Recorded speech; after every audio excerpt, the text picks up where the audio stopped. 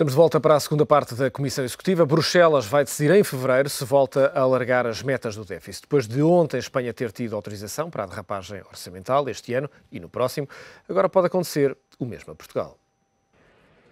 Bruxelas anunciou esta quarta-feira que vai reavaliar em fevereiro os objetivos de redução do déficit orçamental para baixo de 3% do PIB, atualmente fixado em 2014 para Espanha e também Portugal. Para já, o pacto é para cumprir nessa data, mas o comissário do Euro, Olli Rehn, espera que com as previsões económicas de inverno já tenham um retrato mais pormenorizado da evolução das contas públicas e da atividade, para ver se é preciso rever as metas de novo, depois de já ter dado mais um ano aos dois países. Olli Rehn referiu-se apenas à Espanha, nunca a Portugal, mas neste ponto de alargar o prazo do déficit, os dois países têm tido tratamento idêntico. Cumprem as recomendações de Bruxelas, cumprem o ajustamento estrutural, mas o impacto da crise torna inacessível cumprir as metas nominais. O mesmo ocorreu com a Grécia, a quem o Eurogrupo deu esta semana 2 anos para atingir um excedente primário. O comissário europeu rejeitou novas medidas para Madrid corrigir o déficit orçamental deste ano e do próximo, apesar de estar consciente da derrapagem e de identificar mesmo alguns riscos no próximo ano. Uma avaliação que vai ser feita então em fevereiro. Professor, há pouco o João Trigo da Rosa falava de que os países estão hoje sem meios para relançar a economia. É preciso dinheiro para investir, mesmo que não seja o setor público a fazê-lo, mas é preciso incentivar, é preciso baixar impostos. Como é que é possível relançar a economia nesta fase? Com obrigações europeias, por exemplo? É evidente que o João Trigo da Rosa tem toda a razão em dizer isto, porque de facto há aqui um constrangimento global que não deixa com que a economia cresça, não é? E é a partir daí que eu acho que os comentadores, os economistas e os políticos têm que dar um contributo para a saída desta crise. Ou seja, quais são os constrangimentos e como é que nós eliminamos os constrangimentos. Porque existe aqui uma sanção norte-sul. Eu parto de um constrangimento, que é o constrangimento financeiro da economia. Como financiar a economia. E há aqui um constrangimento que é de natureza. Eu diria que os mercados estão a impor às periferias da Europa, ao sul da Europa, taxas de juros, ou não há acesso, ou taxas de juros muitíssimo mais altas do que do centro da Europa e do norte da Europa. Portanto, este constrangimento, se não for resolvido, não é possível realmente a economia crescer. O segundo grande constrangimento é o peso das dívidas, da dívida privada e da dívida pública sobre a economia. Quer dizer, nós somos dos países do mundo, da Europa, seguramente, que têm uma maior dívida privada e uma dívida pública. Falamos muito da dívida pública, mas a dívida privada é muitíssimo maior que a dívida pública, não é? E portanto, enquanto não forem resolvidos este problema, que é o da dívida, e que é o do financiamento, andamos todos a falar e ninguém se vai entender. Professor, mas pegando esses dois pontos, devemos muito dinheiro, pagamos muito por esse dinheiro que devemos. Como é que se resolve esta situação? Sim, em setembro e outubro de 2010, quando, depois de estourar a crise grega, pareceu que a Europa ia na direção certa. Porque foi quando falou-se no mecanismo permanente, de financiamento permanente, que era um mecanismo permanente que, associado a uma questão que está a ser desenvolvida pela Alemanha, que é da insolvência dos Estados, ser decretada pelo Tribunal de Justiça da União Europeia. Mas nessa altura o que pareceu foi, a União Europeia vai consolidar todas as dívidas acima dos que estão nos tratados, Maastricht, não é? E de Lisboa, os 60%. Isso era tudo transformado em eurobonds. Portanto, a União Europeia ultrapassava a crise dizendo há aqui um problema de dívida e nós aqui digamos, juntamos todos para resolver. A partir dos 60%, era a gestão da dívida pública, era a gestão de cada país a partir daí. E o no bailout devia então funcionar e dizer assim, bom, tivemos aqui uma crise muito grande, que não foi não só uma crise de dívida soberana, foi uma crise do sistema financeiro, foi uma crise das instituições políticas também, mas nós não podemos agora pensar que os países vão resolver este problema da dívida, porque não vão resolver. Então a Europa, nessa altura, pareceu estar a encarar o problema de frente, mas por razões que, enfim, que nos sobrelevam, alterou esse critério, esse pensamento, e em 2011 e em 2012 avançou para um modelo que é o do Tratado Orçamental, que é o dos 120%, e agora cada um que trata de reduzir a dívida do patamar dos 120%, estabelecendo também o critério do déficit estrutural de 0,5%, ou seja, é um espartilho colocado a um mendigo que não come para trabalhar, como é que há de trabalhar? Quer dizer, não resulta. E eu acho é que os políticos em Portugal e na Europa têm que dizer, não, isto não funciona. Não é possível, este modelo não é possível. O Fundo Monetário Internacional tem toda a razão, algumas declarações do Fundo Monetário Internacional, porque na Troika o Fundo Monetário Internacional segue os ditames que está subordinado. Não funciona, portanto, e é isto que, se não funciona, temos que imediatamente, antes disto estar tudo pantanas, antes do desemprego estar em 33%, antes das falências aumentarem para valores inimagináveis, antes de tudo isto acabar à bufetada, quer dizer, porque isto vai acabar mal, não é? Eu já aqui há um ano e tal dizia ao João, mas isto vai acabar mal. E, portanto, está-se a ver que isto vai acabar mal. Não é possível. Portanto, os políticos têm a obrigação de reconhecer isso e de, digamos, dizer isto assim não vai. Não estamos a conseguir atingir os objetivos, nem de déficit, nem de dívida, não estamos a conseguir financiar a economia. Há aqui pontas soltas que estão a correr bem, mas são pontas soltas. Há o empreendedorismo, há não sei o quê que está a correr muito bem, há iniciativas fantásticas que estão no terreno, eu sei disto, sabemos disso. Há exportações para economias em crescimento, como Angola, o Brasil, até as relações com a China também melhoraram. Há aqui coisas muito positivas. Mas isso não, até para a Grécia, os empresários portugueses estão a conseguir vender mais nos últimos meses. Exatamente, os empresários têm feito milagres, a sociedade portuguesa está a reagir. Há muitos jovens que estão a voltar à agricultura e estão a exportar produtos hortofrutícolas. Quer dizer, há aqui um movimento da sociedade civil, que é um movimento forte, importante, mas que pode sobrar. No outro dia dizia o presidente da rede Empreendia, que é uma rede de 20 universidades ligadas ao empreendedorismo do mundo inteiro. Nós temos ótimos projetos, arrancam, capital semente, vão para a frente, mas depois têm ótimos gestores, mas depois falta-lhes o financiamento. E, portanto, depois não conseguem, vão abaixo por falta de financiamento. Isto, há dias, no ISCTE, numa conferência onde eu participei, isto foi declarado ali. Aliás, até um artigo científico que eu apresentei no ISCTE também ia nessa linha. Portanto, há aqui condições de financiamento, de negociação da dívida e condições de financiamento na União Europeia, que, ou então o que está em curso é um projeto de dominação do Norte pelo Sul. Portanto, agora, cabe aos políticos dizer se o que é que está em curso é isto ou não é isto. Ou se vamos ter uma Europa capaz, não é? Com mais integração. A Europa está, de facto, num momento, eu não queria monopolizar, está no momento de resolver o problema. E os políticos portugueses também têm que assumir isso, não é? João, como costuma dizer, e agora algo completamente diferente ou não, a questão do empreendedorismo, e já agora aproveito que decorre esta semana a semana em Portugal, e é uma semana, enfim, com alguma visibilidade internacional, também, mais uma vez, uma oportunidade para falar de empreendedorismo, mas, sendo prático, o que é que os portugueses estão a fazer neste momento, ao nível da criação de empresas? O que é possível fazer? Quem tem essa ideia na cabeça, onde é que se pode dirigir? Algo prático, João. Eu, antes de ir a algo prático, depois vou a algo muito prático, só queria complementar aqui o tema do financiamento. Eu estou totalmente de acordo, e isso liga-se também com o empreendedorismo, que o nosso grande estrangulamento neste momento é o financiamento. E o financiamento pode vir por duas vias, ou capital ou pedir empréstimos. A nível de capital, eu acho que o país ainda pode fazer muito no sentido de atrair capitais estrangeiros para Portugal. E, nesse aspecto, eu acho que a visita da Angela Merkel foi muito importante. E eu acho que foi uma área que se deu pouca relevância da sua visita. Deu-se mais à questão de se vamos renegociar memorandos ou não, mas a componente, digamos, de investimento estrangeiro nestas visitas é fundamental. E isso liga-se, mais uma vez, com o financiamento. Uma das notícias que a senhora Merkel deu, que acho que é muito importante, é que está disposta a apoiar a criação de um banco de fomento. Eu sou uma pessoa de mercado e acredito muito na economia de mercado, mas apercebo-me que hoje que a nossa banca tem estrangulamentos muito fortes que vêm do sistema financeiro global e, nomeadamente, do risco país, que aumenta as taxas de juro das nossas empresas, em particular das PMEs e das microempresas e das startups. E isto é insustentável. Portanto, eventualmente, a criação do Banco de Fomento pode ser uma das soluções. Eu fui ver o site do Banco de Fomento alemão e depois fui ver o site da Caixa Geral de Depósitos. Normalmente diz, mas nós já temos a Caixa Geral de Depósitos. E quando vou ao site do Banco de Fomento alemão, aparecem 4 áreas de negócio do banco. A produção doméstica, virada para as startups, para as microempresas, portanto, para o tal empreendedorismo que estamos aqui a falar.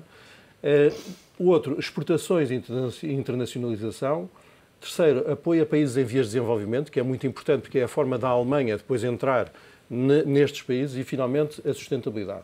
Quando vou ao site da Caixa, há 3 soluções que aparecem à cabeça. Solução farmácias, solução construção e solução restauração. Quer dizer, não é pelas farmácias, pela construção e pela restauração que o país vai mudar a sua situação, o que não quer dizer que não seja importante resolver o problema destes setores. Mas a Caixa Geral de Depósitos está essencialmente a resolver um legado que tem, como tem a banca comercial. Portanto, há aqui uma componente de financiamento que é fundamental e tem que se pensar num modelo diferente e, eventualmente, o Banco de Fomento pode ser uma solução. Empreendedorismo. Eu acredito profundamente que o empreendedorismo é talvez a força mais motivadora para mudarmos o estado das coisas. Porque se falamos em crescer, falamos em novos empregos, estamos a falar de empresas e empreendedores, não há outra solução. Portanto, é muito importante mudar a nossa cultura e podermos transformar a nossa mentalidade e ajudar, sobretudo, os nossos jovens a lançar os seus empregos. Hoje começam a haver estruturas de apoio a estes empreendedores, ainda é algo que se pode desenvolver muito mais, no meu caso, por exemplo, os Business Angels que financiam este tipo de projetos, e existem enquadramentos específicos para apoiar estes jovens. Mas, João, deixa-me interrompê-lo, porque existem muitas vezes alguns estereótipos em relação a estas questões, que são normalmente projetos muito grandes, ou não há dinheiro para os projetos, ou o dinheiro custa a chegar, ou de facto é para empresas que já existem. Há sempre um pouco aquela sensação de que não é para alguém normal que nós conhecemos. É um bocadinho como o Euromilhões. Nunca sai a ninguém que nós conhecemos. Exato. É sempre alguém que, de facto, conhece alguém lá dentro. O que eu lhe pedia era que explicasse exatamente, do ponto de vista prático, o que é que um desempregado, um aluno, alguém que está no seu próprio emprego e quer criar uma empresa, o que é que deve fazer e quais são as questões práticas que tem que resolver para poder criar o seu negócio. Olha, é muito simples. Uma pessoa que tenha uma boa ideia e que queira investir nela e acredite nela e queira fazer crescer e precise de capital e de apoio, que nós chamamos coaching, portanto mentoring ou apoio do ponto de vista de gestão, pode-se dirigir a alguma das nossas redes de Business Angels em Portugal. A rede mais alargada é a APBA e o seu site é www.apba.pt e lá tem uma caixa de entrada para os empreendedores que apresentam o seu projeto. Em função do mérito do projeto, os associados, os Business Angels da APBA, podem apoiar este projeto. Apoiamos projetos com financiamentos que vão desde os 50 mil euros até aos 200 mil euros. Não quer dizer que não haja investimentos maiores, mas a partir daí normalmente é o Venture Capital que entra. E isto é aberto a qualquer pessoa. O processo é totalmente transparente. A partir do momento em que entram no nosso site, há 150 empresários e gestores que são Business Angels que estão a observar esse projeto e temos sistematicamente investido em projetos muito interessantes, alguns dos quais começaram muito pequeninos. O mercado português foi um mercado de teste e neste momento estão-se a internacionalizar para o Brasil, para o Reino Unido e, portanto, há aqui um caminho também de internacionalização. Portanto, eu diria que... Já agora, João, deixa-me só dizer que neste momento está a passar o endereço do site, o URL do site, para quem quiser exatamente apresentar a sua ideia. Muito obrigado. Nós, em paralelo, fazemos uma série de atividades, como a que o Pedro acabou de referir, que é a Semana Global do Empreendedorismo, em que procuramos agregar, sobretudo, pessoas que são candidatos a empreendedores, mas ainda não tiveram a coragem de dar esse passo. Amanhã vai ser... A coragem, basicamente, neste caso, é ir a um site, colocar lá a ideia e, obviamente, esperar pelo feedback. Montar a sua equipa e, portanto, ter uma ideia já minimamente consistente para, a partir daí, ir para o mercado e começar a lançar essa ideia. Para quem ainda, eventualmente, está a hesitar e também para empreendedores já consagrados, na Semana Global do Empreendedorismo tem uma série de atividades. Amanhã termina a semana com uma atividade muito interessante que é aberta e convido os presentes e todos os nossos espectadores a participarem nessa atividade, que é o Silicon Valley Comes to Lisbon. Vai ser na Culturgest, é uma atividade aberta durante o dia todo e vamos ter investidores e empreendedores de Silicon Valley que vão partilhar connosco essa experiência. Acho que pode ser algo muito motivador para os nossos empreendedores, sobretudo para os empreendedores mais jovens, que são o nosso futuro. João, os portugueses são empreendedores. Quando as coisas correm mal, pegam nas malas e migram. Portanto, têm a capacidade de tomar decisões e muitas vezes mudar radicalmente a sua própria vida e o rumo dos acontecimentos. Porquê é que não criam mais empresas em Portugal? Por uma questão de contexto? Eu acho que o contexto, apesar dos esforços do João, da Associação de Empreendedores, de muitas organizações, das universidades, o contexto é mau. Eu estava aqui a ouvir o João a falar e estava a escrever uns nomes de umas empresas. Apple, Facebook, Microsoft, Google, Amazon, Qualcomm, Intel, nenhuma teve grandes facilidades de financiamento, nem business angels, nem bancos de fomento, nem nada. Isto não é para negar o que eles disseram. O que eles disseram é importante e ajuda. Só interromper, os business angels muitas vezes estiveram por trás dessas empresas. Sim, houve investidores iniciais, mas normalmente foi sempre aqueles três, mas a partir de certa altura, os iniciais são sempre os três do costume, Friends, Fools and Family, ou Friends, Family and Fools, ou lá como quiser. Enfim, e porquê? O que é que acontece? É muito importante que o Estado saia do caminho. E eu torno a insistir neste ponto. É muito importante que o Estado português saia do caminho dos empreendedores. É extremamente difícil fazer uma empresa em Portugal. O governo do engenheiro José Sócrates fez uma coisa ótima, que foi desburocratizou imenso a criação de empresas, e isso foi um ponto muito importante. Mas a seguir criou-se uma burocracia fiscal complicadíssima. E além disso, um peso fiscal e um peso de certas normas tremendo. Quer dizer, um empreendedor perde o emprego, vai para o desemprego. Perde o emprego e fica empreendedor à força, vai para o desemprego. Quer montar uma sociedade e ser gerente. Bom, se for nomeado gerente, perde o direito ao subsídio de desemprego. E isto é só para dar um pequeníssimo exemplo de como é que aqui se impede o lançamento de empresas. E, portanto, esta questão de criar um ambiente favorável, mas a criação de um ambiente favorável não pode ser feita em Portugal com mais, porque nós aqui, isso eu julgo que é um dos problemas temos nos últimos anos, ou já há algum tempo para cá, é que estamos sempre a falar de mais intervenção deste, mais intervenção daquele, mais apoio, mais não sei o quê, mais não sei quais.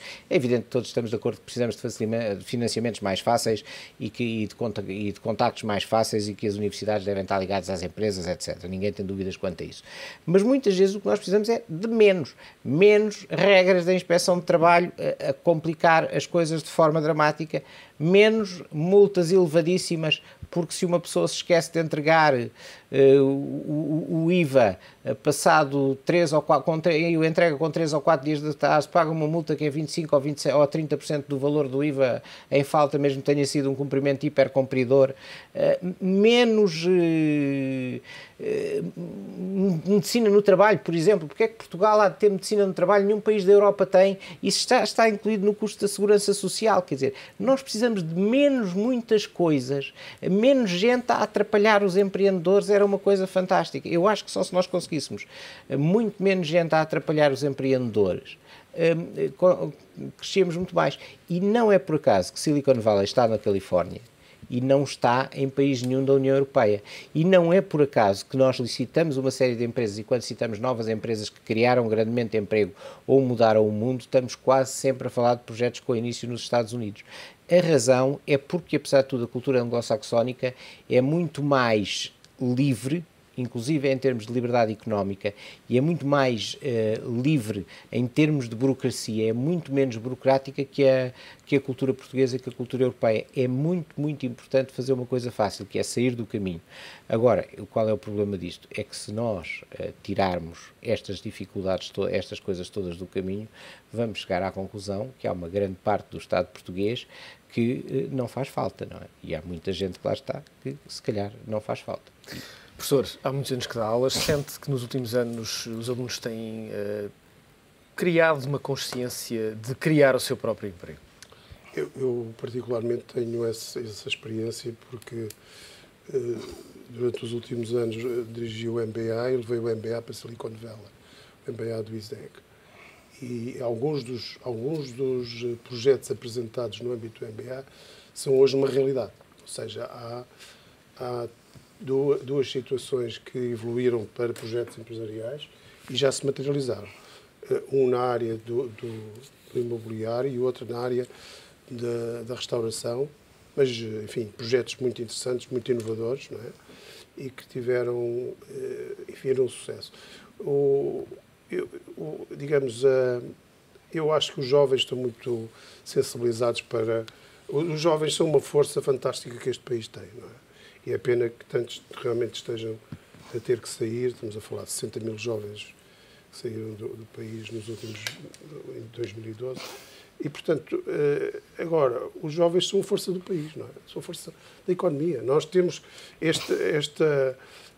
por exemplo, eu lembro-me na área, há muitos jovens que estão a voltar à terra. Mas porquê é que não há um programa apoiado pelo Governo de apoio a quintas em que haja realmente esse patrocínio por parte da União Europeia para que, pelo menos, uma parte substancial da juventude volte a produzir e a interessar-se, pelo menos são famílias que se sustentam, não é? Em vez de viverem à conta dos subsídios e no fundo, engrossarem as manifestações. Quer dizer, o Governo, este Governo tem realmente um desafio importantíssimo e difícil. É talvez a situação governativa mais difícil desde o 25 de Abril. Portanto, é esta. E nós temos que partir sempre deste pressuposto. Mas não podemos deixar de criar estímulos para que o Governo intervenha de forma produtiva e construtiva. Não é que se feche. E a minha questão em relação ao Governo é que o Governo está-se a fechar numa torre de marfim e está a ver o país a desagregar-se e acha que vai continuar neste caminho. É preciso abrir linhas. As autarquias, as universidades têm que se juntar e as universidades têm que ultrapassar o problema das exigências das verbas que têm direito, mas têm a obrigação também de contribuir de uma forma mais decidida do que aquela que têm feito para resolver os problemas do país. As universidades e os politécnicos que estão distribuídos por todo o país juntem-se às autarcas e ajudem a resolver os problemas do desemprego. O país precisa de se mobilizar para resolver estes problemas. E não é ficar cada um entrincheirado dentro da sua torre de marfim.